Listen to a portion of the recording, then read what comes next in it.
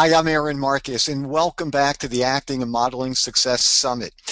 Um, I have a good friend and an incredible, just an incredible guy. His name's Paul Weber, and let me share some information with you about Paul.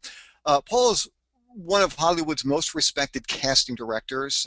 Paul was the executive head of television casting and feature film consultant for MGM Studios. He's now a fully independent casting director and producer, and he's also partners and creates content for the IndieInsider.com. It's a great infotainment website that actually just started. Paul also travels the globe, offering acting and auditioning workshops. So, Paul, hey, welcome to the summit. Hi, Aaron. Thank you for having me. Pleasure. Oh, believe me, it's my pleasure. You know, people hear about casting directors, the term casting director, all the time, and quite often I find that people really don't understand very specifically what a casting director does. So what I'd like to ask, if you would just explain, what does a casting director do and how do you actually get work? How does a casting director get work? Yeah, like what is that process? You know, who contacts you? What kind of information are you given? How do you disseminate that information? You know, things like that. Well, a casting director is usually brought on by a director or a studio or a network to begin the process of finding the cast for that television series pilot or feature. And we we are very much in a way like actors. We many times have to meet and audition for the job just like actors do. We thought, as a former actor, I thought once I got away from acting, this would be really easy, getting into casting. But you know, we have to jump through some of the same hoops with our producers and directors. And just like actors, if the producers and directors get to know us, they tend to want to work with us again and again. So there is a bit of a parallel between what we do and what actors do. Hey, excuse me for 1 second, Paul. Excuse me. I just want to ask. So there could be times where a producer or a director might contact a number of different casting directors and say, "Look, here's the project. What are your ideas? Do you have any thoughts about, you know, people to, you know, be in here? How you plan to audition?" And so basically casting directors are auditioning for the project. That is absolutely right. If a producer or director does not already have a pre-existing relationship with a casting director and they are open to meeting new casting directors for a project, you will go in and, you know, I will go in and take a meeting. And in that meeting, I might suggest ideas for the script. I will talk about the script. I will flatter in as genuine a way as possible the director while maintaining as much dignity as I can, just like actors do when they audition Well, excuse me, I want to jump in there for 1 other second because this is fascinating. So let's say I'm a producer and I've sent out scripts, you know, to a number of different casting directors. You know, people always hear, well, you know, you have to take a meeting, you know, here, let's go to so let's have this meeting. What is going to happen? You walk into my office, you've got the script, and I don't know if you can base this on one where you actually did, you know, have to do this audition. So yeah, hey, welcome, Paul. So you know, what kind of ideas do you have for this project?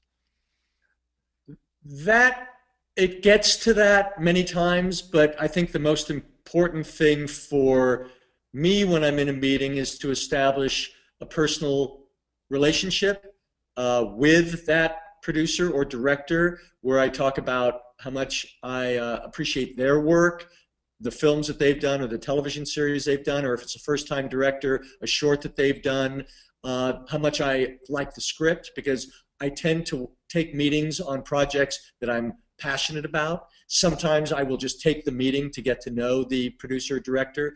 So we establish, just like an actor does, a moment or two, or maybe longer, 20 minutes, because sometimes you're in there for a half an hour or so, which is much longer than an actor is, and you establish a relationship.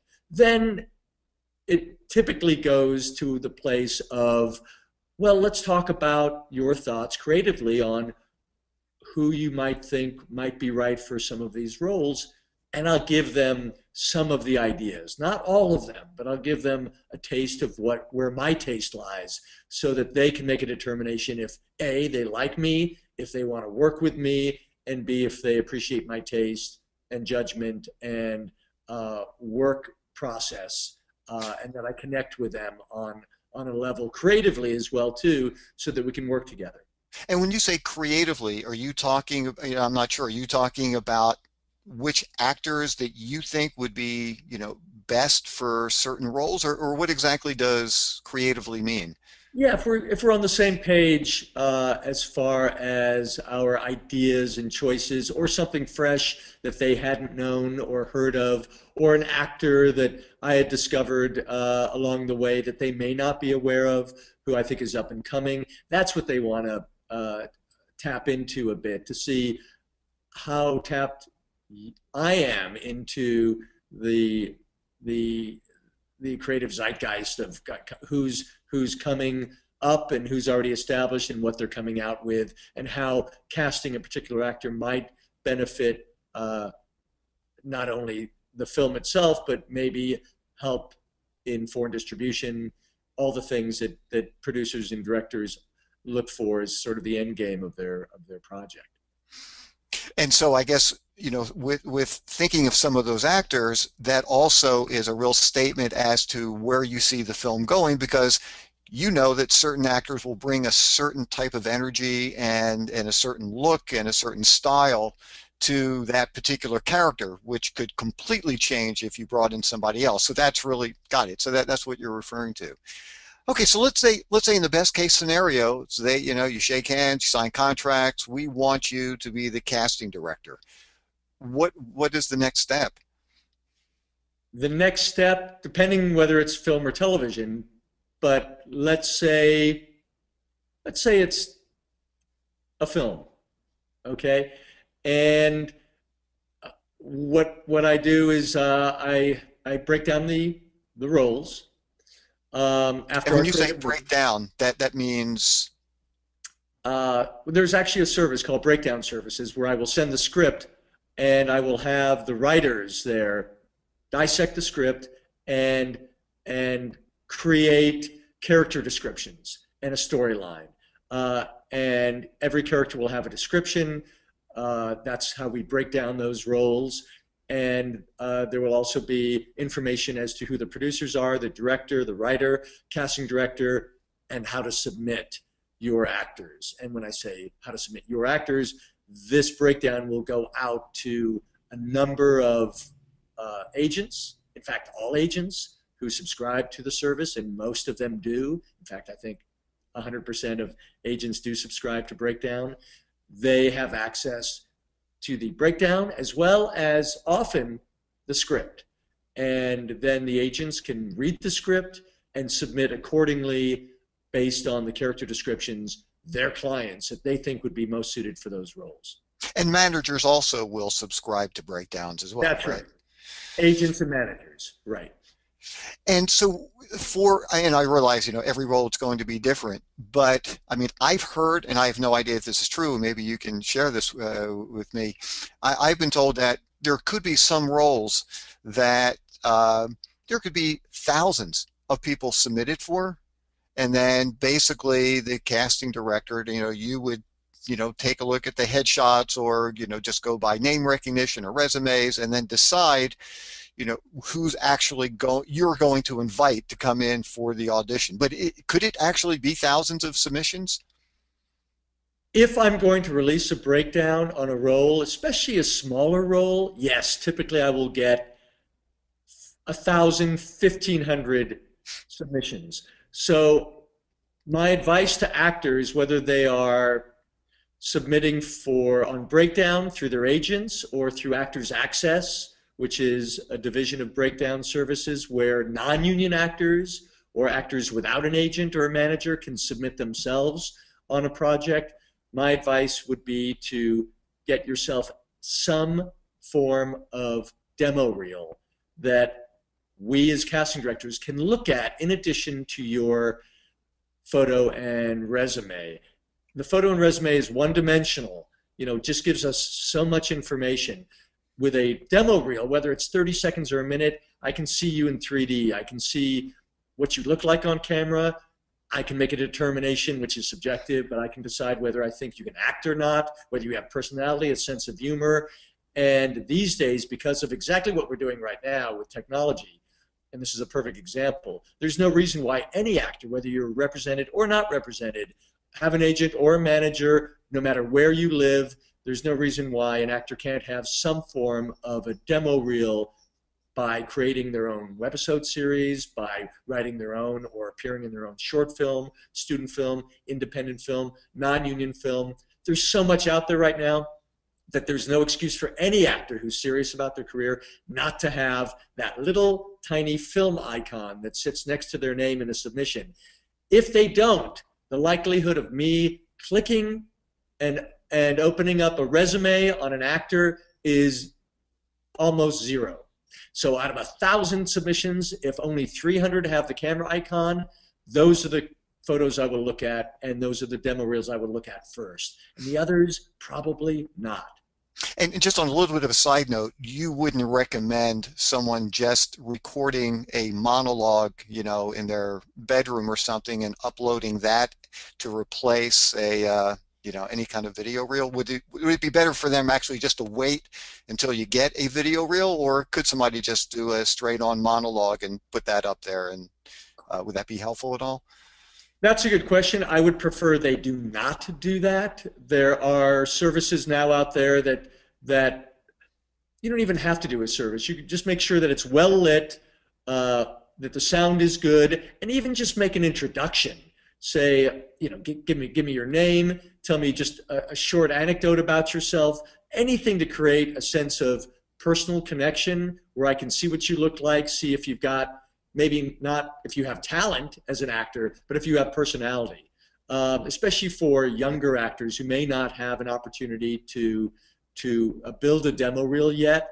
We like to see potential in young actors, and I'm talking 10, 12, 13-year-old kids who are starting in the business, just so that we can see a sense of what their personality is. The older you get, the more opportunities you should have to create a demo reel, to find a student film where you can take even 30 seconds of what you've done, 20 seconds, something where you can just show us something that looks professional. And these days, the equipment that student filmmakers are using is the same equipment that a lot of the professional filmmakers are using.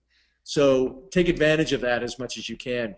It's probably the most empowering time for actors in history because they have access to technology and to upload their projects online. So that's what I would really encourage actors to do as much as possible, is to, as early as they can, start creating content or getting access to content so that we can see really what you look like in 3D rather than just a one-dimensional photograph, which is a great start and you're going to need, but you need more these days. Okay, so the submissions have come in. You're going to be weeding through all these things.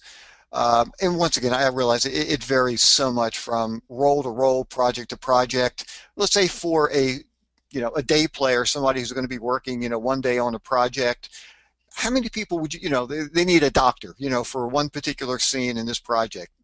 How many people would you actually even call in to read? If it's for a film, I typically have a little more time. So I don't want to waste the time of my director, and I don't want to keep them in my room all day because I know they're busy and they have lots of other things on their plate to handle.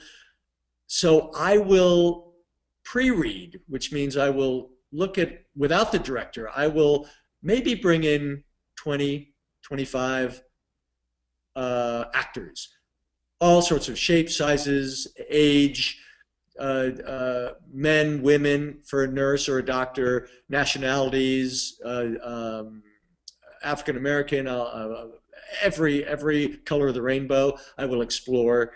And then out of that, when my producer comes for a session, I will usually bring in 6 to 8 actors for a callback for those sorts of roles.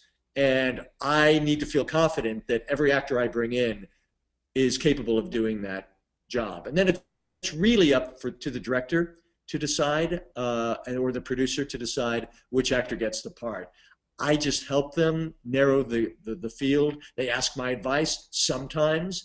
The more that I have a positive and an ongoing relationship with the director or producer, the more often they ask my advice. Sometimes they just appreciate that I bring them the best of the crop, and then they go ahead and make the decision without too much chit chat or And fuss. do you even make a list of, hey, this is my first, second, and third choice, and hand that over to them, or do you not even bother with that and I just don't bring in really those do six that people? because I don't want to assume that I know what they're looking for. I'm constantly surprised by what directors and producers decide they think would be the right actor. I can only anticipate so much, and at that point, I sort of sit in the back seat, and I'm there for the actor, and I try to make them feel as good in the room as possible and as safe and secure. And then I let them do their thing, and I let the producer and director decide who they think would be best. And sometimes they'll look at me and say, you know what, these are good actors, but I think we need to see a few more people, or we're changing the role a little bit. So let's look at a new crop of actors. And those are the things that I think actors need to know, because there's so much frustration with what the callback means and why didn't I get a callback. And in many instances, it's not because that actor didn't do a really good audition. It's just because the role may have been changed, the role may have been cut, the role might have changed genders. They might want to go African American instead of Asian, or Caucasian instead of Hispanic. Any number of reasons can influence why an actor may not get a call back. So that level of rejection that actors feel needs to be purely professional, not personal. Yeah, Especially if you felt like you did a really good job in that audition. If you sucked in the audition, you will probably know it, and there's your reason for not getting a call back. And then you can work to fix why it sucked. But if it was truly a solid professional audition and you didn't get a call back, or you didn't get the job, it's likely because you just weren't right for that part. And your callback will be when that casting director 2 months later invites you back for a different project. Consider that your callback from the previous audition. that's a great point. And even just the fact that you got the phone call to audition is saying a lot to the actor, that at least your headshot is in the right is in the right ballpark. It grabs somebody's attention. And like you were saying, even if you don't get a call back, but if you get a chance to audition for that casting director at some point in the future, even if you didn't book the job, what that is saying is they like what you did. And that's why they're calling you again, because if you really disliked somebody's audition, they just weren't professional, they really didn't read it well, you're probably not going to call them back very quickly, if, Absolutely. if at all.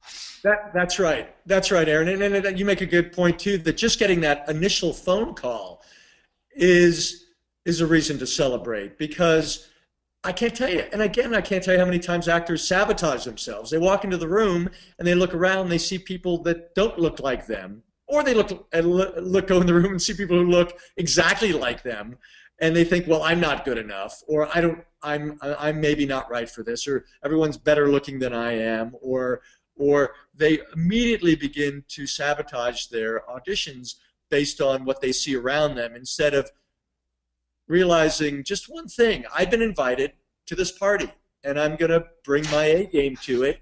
And there's a reason why I was called in. I might be right for this. I'm going to show them that I am the guy or the girl for this part. And if not, I'm at least going to give them a really good audition. So you come in with that sense of empowerment, rather than the sense of I'm not good enough, or playing a victim, which I think actors do far too often. Well, the other thing that I hear, sitting in casting directors' offices, and you're looking around, you're seeing all different types, different ages, different looks, different height, and you're thinking, these people don't have a clue. They have no idea what they're looking. This is a waste of my time. They're just throwing everything in here, and they're hoping something sticks. And I guess that is one way to view it. But like you said, I just think, man, I'm glad they invited me to the party. Now, you were also saying that was for film, and for TV, certainly things move much, much, much faster. So would those numbers change dramatically as far as how many people would be coming in to read initially?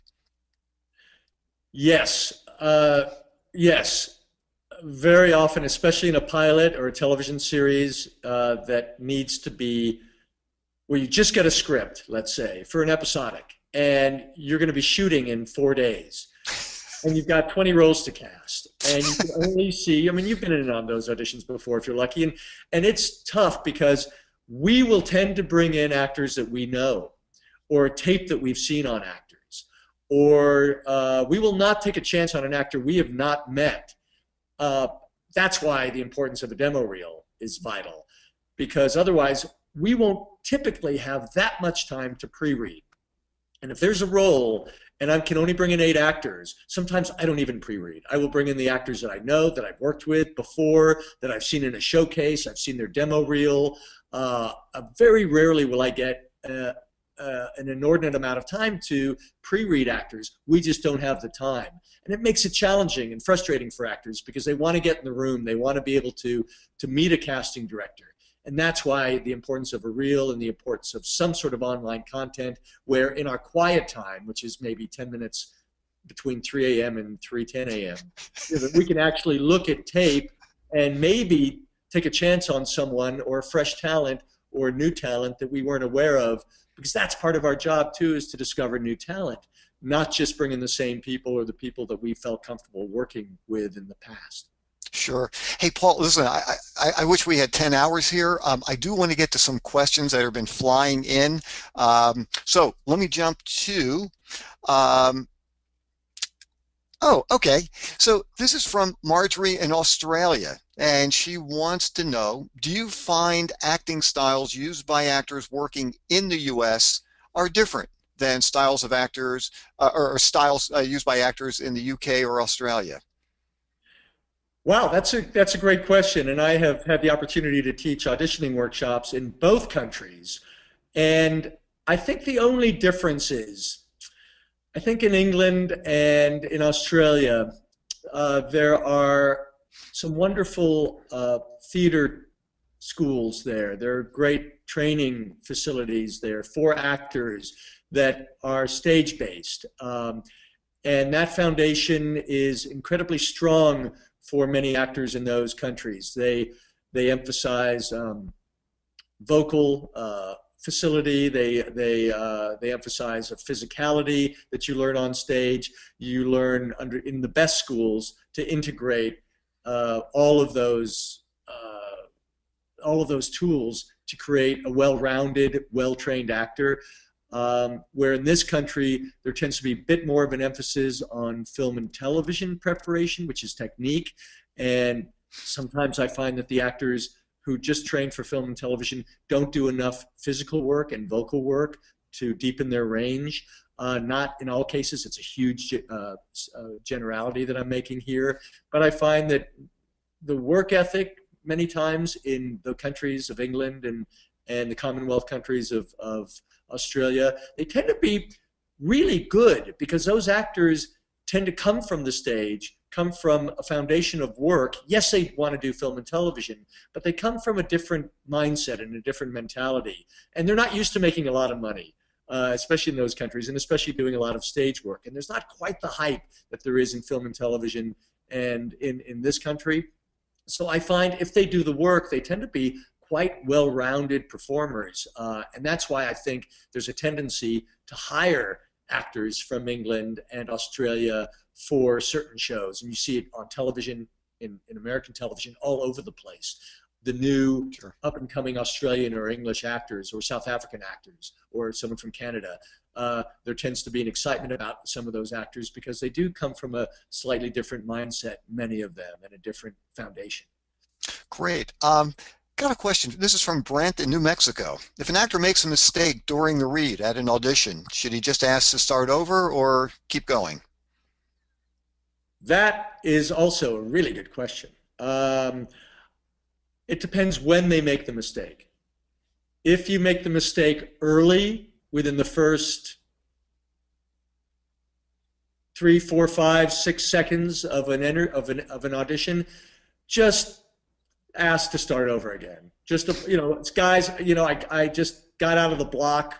the runner's block, I just stumbled here. Can I just try this again? Because we will usually sense the same thing when an actor stumbles when they start their audition. So we appreciate that they understand it rather than try to push through or confuse us as to maybe that was their choice to do it that way. Just stop and start again. If you're halfway, three-quarters through, then you're just taking up our time. Then I would just push through or pick up from where you left off, just saying, can I do a pick up from where I left off, or can I start again? Let the casting director tell you whether they let you start over again or just do a pickup. If they like your work, they may have you start over again. If they like it well enough, depending on how much time you have, pick up from where you left off, be professional about it, just like you would on the set, where you would do a pickup on a scene if there was a flub up somewhere along the line. Okay, great. This is from Jonathan in Montana. He wants to know if you have any suggestions for those of us who get nervous prior to the audition. Also, a really good question. Nerves and anxiety are it comes with the territory. We all get nervous. When I step into a meeting with a producer director, I'm nervous. We all want the job, but your job is to audition well. The closest you may ever get to that craft service table on the set will be the audition. So you might as well enjoy the process of auditioning, because that's your opportunity to show new people your talent. And these are people, a small audience. It's not 300 people in a theater. It's 2 or 3 people maybe in a room. It's your chance to show them what you got. So, I jumped out of an airplane years ago, with a parachute. And that's maybe a great analogy. Is the first time I did it, I was scared out of my pants. Let's just say that. And I was hanging on that wing, and before I let go of that strut, I was terrified. Like, what the heck am I doing out on this wing? And then the moment I let go, I literally let go. And that anxiety and that fear became exhilaration, and it became it became joy. It turned into a different experience, and that's what auditioning should be as well too. Turn that anxiety and fear into passion and exhilaration and joy. And once you get started in the audition, you'll find that will propel you, and your nervousness will translate into something just that's more fun. And if you're having fun in the room and you get to that feeling as often as possible, that's why you're auditioning. That's why you're an actor. That's what makes you a performer, is having that thrill and having that rush and having that feeling. Well, and I mean, I think those are great ideas. I mean, one of the things that I tell people is forget about booking the job.